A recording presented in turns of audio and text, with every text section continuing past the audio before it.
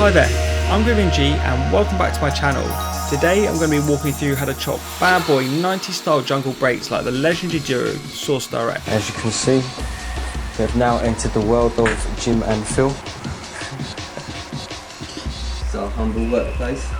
This is where we sit day in, day out, night in, night out. So the first thing we need to do is to truncate our drum break.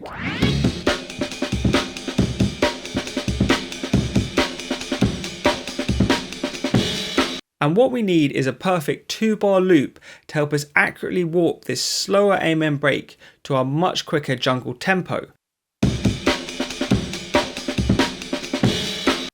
The next step is to make the break mono.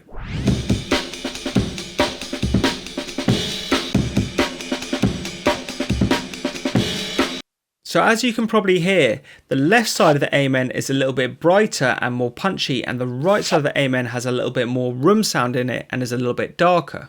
So let's use the left hand side in this example.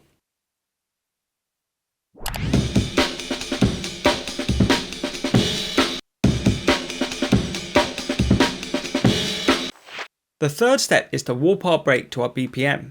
In this example, we don't actually want to pitch up the break to warp it to our tempo, so what we can do is use something like Logic's Flex Slicing, which is a time stretching algorithm specifically for drums. What we should also do is bounce down this sample and commit the warping so we don't have any weird issues later on. The fourth step is to bring this warped drum break into a sampler and to start adding our slice points. So let's just go and chop this break up now and add lots of slice markers, and I'll speed through this in a second.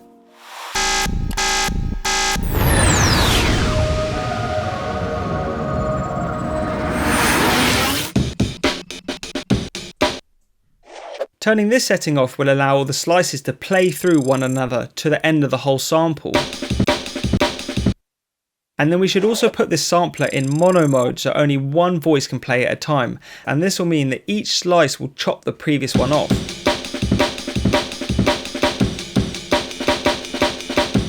Wicked, jungle is massive. Okay, wicked, so now it's time to program a drum pattern like Source Direct. Listen, you're gonna hear some exclusive material you never heard before. Source Direct. Yeah.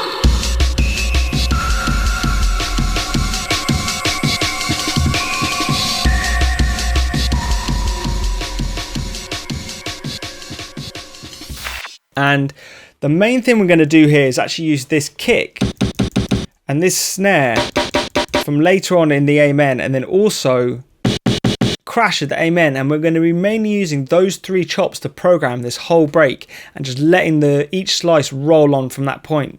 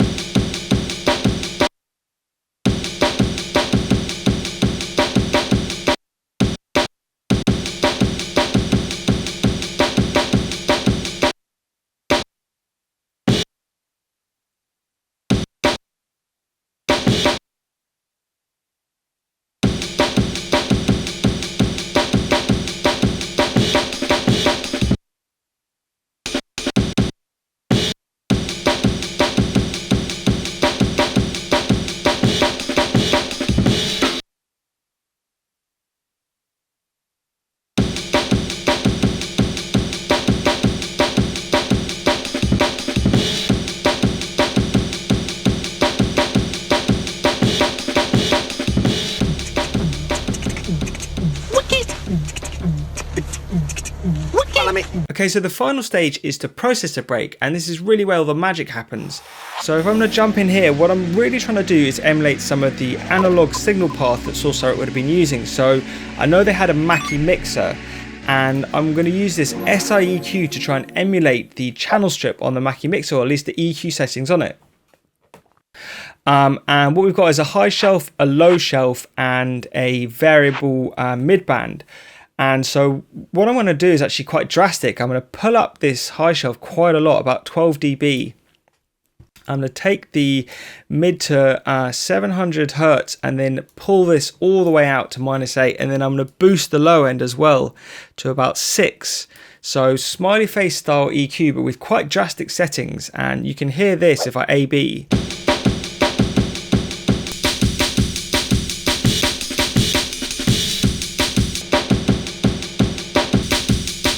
It makes it a lot more modern and upfront and a lot brighter, and removes a lot of the mud.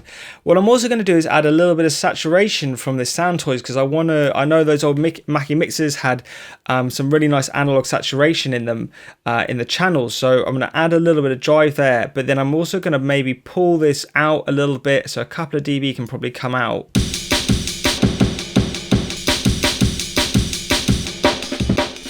And then the next step I'm going to do is I'm going to come and actually add an EQ. So this EQ, one thing is I'm trying to do a low shelf here, which you would also be able to do on the mixer. But what I'm hearing in their break is they have a lot of resonance hitting out. Their break's really punchy. If I give you a quick example of their break here. The snares are really whacking, and so to do that I'm trying to pull out some of the resonances of where the snares are hitting in my break. So you can see these two frequencies, these resonances jumping out in the snare. So I've just pulled them up with an EQ, but this is also making quite a big difference.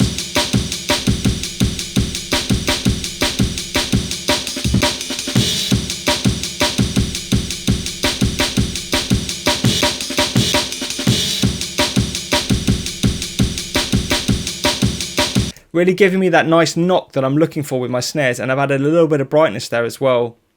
And then the next thing I'm trying to do, even though I've added a lot of brightness, I really want to match my break as much as I can to the tone of theirs. And so this RX 950, I'm just going to pull out the bandwidth a little bit to try and match the kind of high frequency response, and just dampen my break back down to match theirs as closely as I can.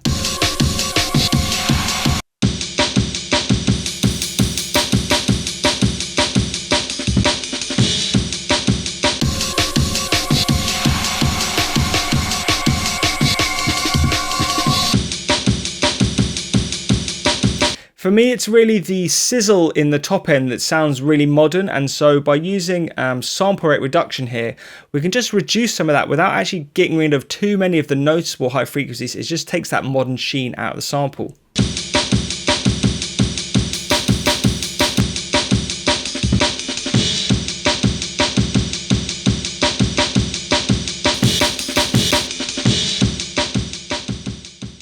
And then the last step is to use a compressor, and I love this Townhouse bus compressor here, and I'm actually going for a fast attack, fast release compression here, because I just want to hit the whole signal and just glue it and flatten it out a little bit.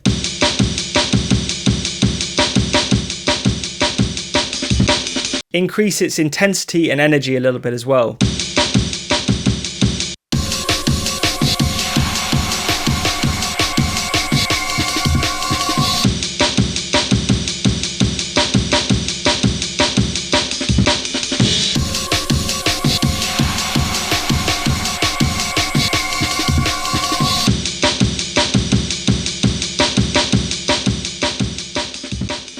Okay, cool, so I've got pretty close there, and even though there's some slight tonal differences in the breaks and obviously the tracks, I think you can really, if you follow these steps, you should be able to achieve a pretty similar result to bring these style of breaks into your own tracks. So I hope this has been a good tutorial for you, and yeah, Source Direct the Crane, banging tune, good luck recreating it in your own workflows, and I'll catch you very soon back in this channel. Peace.